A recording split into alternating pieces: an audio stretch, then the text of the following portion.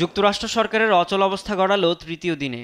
এমন পরিস্থিতিতে president Donald Trump ছাঁটাই চান ডেমোক্র্যাট এজেন্সিগুলোর। রিপাবলিকান ও ডেমোক্র্যাটদের দোষারোপের রাজনীতিতে থমকে গেছে পুরো ওয়াশিংটন।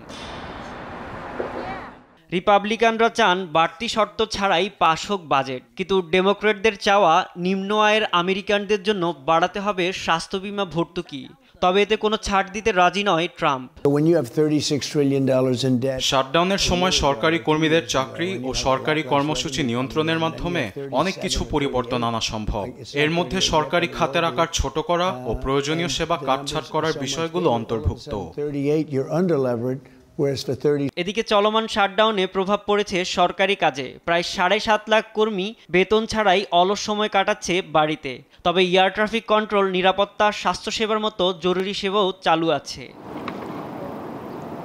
পর্যটকরাও ভোগান্তিতে। নিউ ইয়র্কের ফেডারেল হলের দরজা বন্ধ, যেখানে জর্জ ওয়াশিংটন শপথ নিয়েছিলেন। তবে স্ট্যাচু অব লিবার্টি উন্মুক্ত।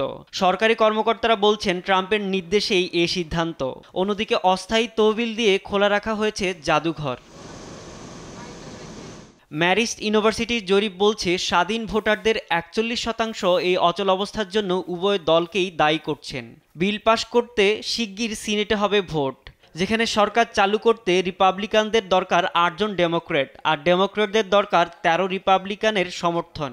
কোনো পক্ষেই ছাড় দিতে রাজি না হওয়ায় সরকার চালু হওয়া নিয়ে দেখা দিয়েছে চরম অনিশ্চয়তায়।